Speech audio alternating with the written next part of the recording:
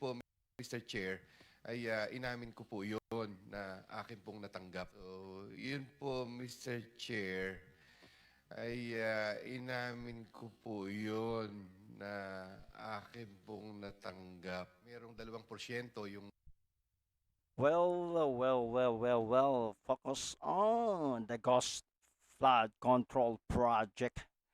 We will talk about this very exciting na ating pag-uusapan na naman. Well, bagong lahat, share your story, Ronnie Harobel. And here we are again naman sa pag-usapan ito, bakit kailangan po ng focus on the Ghost Flood Control Project. Dito po natin ito binigyan ng pansin o binaliwalaan natin ito kasi parang wala na pong solusyon sa ganitong usapan at talagang malilimot na lamang po sa mga trilyon na walang pera sa kabanang bayan. Imagine na trilyon at biruin nyo, alam nyo 17 trilyon pala ang utang ng Pilipinas na kailangan babayaran natin tayong mga Pilipino. Nakakalungkot. Grabe, no? So, anyway, dito po at ating pong pakinggan bakit focus on the Ghost Flood Control Project. Bakit kailangan tutukan ang Ghost Flood Control Project? Kasi nakalimutan na at parang binawala na ito ng hindi pwede. Kailangan po talaga, sabi ni Senator Alan Cayetano, ang managot ay kailangan managot. Well, pakinggan po natin si Senator Alan Cayetano, bakit ghost ang tutukan? What will we focus on doon? Or can I feed ng konti? Will you agree with me? Let's focus muna sa ghost. When I say focus, I'm not saying na wag mong tirahin lahat ng makikita at obvious. At of course, if a document falls on your lap na eto hindi ghost pero rigged yung you have to act on it. But I'm saying it's you only have 24 hours in a day. Maybe you have 48 hours dahil sobrang Yeah, yun po. Ghost eh. Dapat ghost daw. So, dahil po nandun yung problema. focus.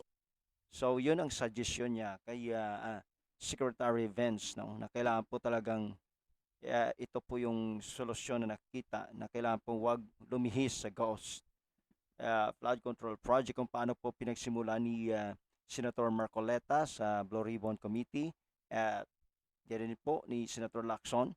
Ngunit ito ay nagkakaproblema kasi ang kahit pong Senate ay parang nagkakaproblema din po sa loob. Anyway, pero sabi ni Senator Alan Cayetano, wag tayong lumihis, wag tayong lumabas doon sa Ghost Flood Control Project. Okay, so yun po ang concern ni Senator Cayetano, kay Secretary Vance. Okay, so dahil alam nyo, bakit? Kasi sabi ni Senator Cayetano, ang DPWH pala ay parang isda siya na inilagay doon sa Ilog Pasig na napakarami ng Ilog Pasig na kailangan po nila makasurvive. So hirap po sila kasi makasurvive. Why? Dahil marumi nga ang Ilog Pasig. Unless siya kung lilinisin talaga para mabuhay ulit ang DPWH, di ba?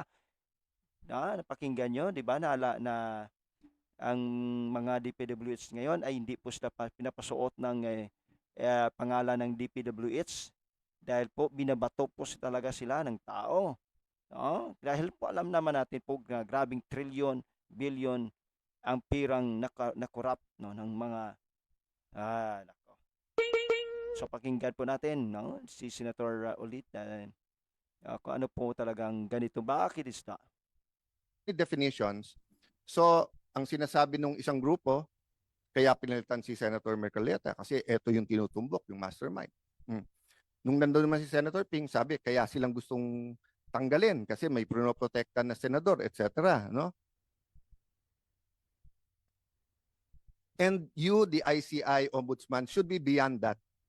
But we cannot not be in this environment. Naglagay ka ng isda sa Pasig River, kahit anong linis ng isda, madumi yung river.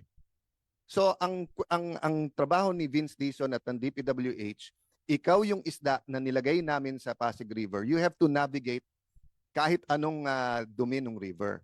So let me stop there and agree with you as far as the ghost. So far, ilan ang nahanap niyong ghost? Any Ayun. definitions? So yun po sinabi ni Senator Alan Cayetano. Oo, 'di ba? Dahil nga nakikita naman natin po talaga na napaka hirap po talaga ng sitwasyon kahit sa mga kay Senator Marcoleta at sa kay Senator Lacson talagang mayroong sinasabi. No, pag kay Senator Lacson mayroong senator na pinagtatakpan at dito naman kay Senator Marcoleta ay talagang nandun na ay talagang gusto pang parang nako. Hirap talaga itong talagang siyang although sabi ni Senator Marcolita talagang tumbukin na ang dapat tumbukin pero nagka-problema po. Dahil bigla siyang pinalitan. Anyway, yan po ang mga pangyayari at sabi nga ni Senator Alan Cayetano, parang isda siya na nilagay doon sa ilog Pasig na napakarami. So para makasurvive ang isda, kailangan po linisin ang ilog Pasig. Wow! Well, yun po at at ito kasi ang nangyari kung bakit may mga tao talagang gumagawa ng paraan para po talagang at talaga naman na inaamin niya talaga, no? At dahil siya doon ay siya po ang naging kamay ng mga politiko para po magkakuha sila ng mga kanilang po ikukurap na mga pondo na po ng flood control project po. Kaya naging ghost siya. Okay, pakinggan po ulit natin naman sila si Undersecretary saka si Senator. 400 plus suspected, no? Ika-qualify ko lang po dahil kailangan pa po itong i-validate kung totoo ba talagang So, ghost ito. just before I himayin natin yung ghost, yung sinabi kong obvious, halos, of course, everyone was busy during the election, pero tinutukan ko dito yung bumaksak na tulay sa Isabela. All the documents are there. Obvious na obvious. At yung RD na nandun, nilipat sa Metro Manila, same kalokohan sa ibang projects, kinakausap yung contractors na maging substandard. Tapos ang balita ko, siya din yung sa EDSA rehabilitation. Anong ginawa ng DPWH? Prinomote siya na assistant secretary. Kasi daw, para alisin na siya as DP. So I hope, while I'm with you, na focus natin ghost, yung mga obvious naman talaga, that should start running. Di ba? Kasi kung hindi, magtatago naman under the ghost projects yung iba. Isipin mo, kasama yan sa SONA ng Presidente. Yeah. May tinumbok siya. Hindi niya pinapangalanan kung sino yung undersecretary. Biruin niyo sabi nga ni Senator, biruin niyo talagang palipat-lipat para lang po talagang may makukuha. Well, talaga naman nakakatamad na pakinggan ito sa katotohanan. Talagang nakakatamad na siya pakinggan. Pero sabi naman talaga, may punto talaga Senator Cayetano, kahit pa ako talagang natatamad ako dito ita-topic, no? Tayo magkaroon po ng video reaction o komentary. Nakakaumay na talaga. Kasi wala naman po talagang solusyon Kahit po Senator Cayetano talagang walang mangyari kung hindi po mag-focus doon sa Ghost Flood Control Project. Kasi ito po yung route. Itong route na ito route ito para malaman natin kung sino po. Kaya itong po ang undersecretary, alam naman po natin kung sino yon. At siyempre, wala nang iba, no? At yan po ang talagang ginawa niya. No, grabe talaga. At inamin niya. Di ba? Pakinggan nyo. So, yun po, Mr. Chair, ay inamin ko po yun na akin pong natanggap. So, yun po, Mr. Chair, ay inamin ko po yun na akin pong natanggap. Merong 2% yung ilalabas ni Mr. Zaldi ko, ni Congressman Zaldi. So sabi niya sa akin, boss, hati na tayo sa 2%. So yun po ay, kumbaga, pagka po nagbibigay siya, sinasabi po niya ay 1% yun nung pondo ni Congressman Zaldi. So yun po, Mr. Chair, ay inamin ko po yun na akin pong natanggap. Now, Mr. Chair, mga tanong ko po kay former Undersecretary Bernardo. So, Yusek, tama ba itong isang sinabi ni Engineer Alcantara na sina Engineer Hernandez ang may ghost project pero kayo daw mayroong mga negosyo? Kasi umamin kayo sa may mali kayong ginawa. Sabi nyo, quote, hindi ako naging matatag at tapat sa pagtupad sa tungkulin. So ano po yung mga maling iyon? You deny only ghost projects pero you admit wrongdoing. Tama po? Yes po, Mr. Chair. Unang-una po yung aking deklarasyon kay Congressman Zaldico na tumanggap po ako ng sinasabi ni Alcantara, ni Engineer Alcantara, ng 1% doon sa kwan. Pero hindi ko po makumpirma kung ano. Basta tumanggap po ako doon. Hindi ko po alam na ang halaga.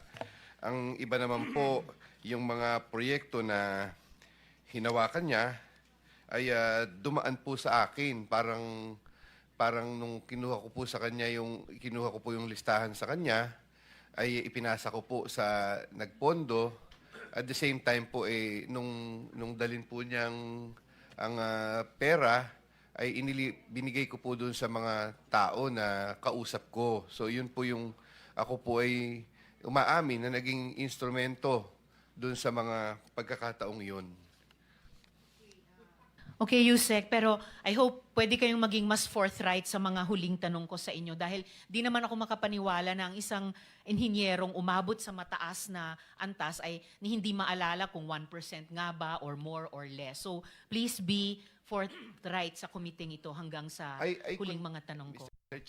Chair, I confirm po the 1% na sinasabi niya kasi sinabi po niya sa akin na mayroong 2% yung ilalabas ni Mr. Zaldi ni Congressman Zaldi. So sabi niya sa akin, boss, hati na tayo sa 2%. So yun po ay, kumbaga, pagka po nagbibigay siya, sinasabi po niya ay 1% yun nung pondo ni Congressman Zaldi. So yun po, Mr. Chair, ay inamin ko po yun na akin pong natanggap. Ayun, di ba? Siya ang naging sosi pala talaga ng politiko para talaga sila ay makukuha. Kaya ginawa siyang undersecretary. Ang hirap kasi, no? Talagang napakahirap talagang mag-isip. Pero tama lang talaga pag ikay nag-additional, 1 plus 1 plus 1 plus 1 plus 1 plus 1. Di ba? So, siya yung naging sosi po. Talaga, para magkaroon talaga ng matinding korupsyon. See, from 2015 is only by 10%. Diba? Nangyari lang yun. See, nung ano na ba? Mga 19 yun, naging 15 na siya. Then, ang lala, ito na, no? Ay nagkaroon na po, I think 2022, ay 20%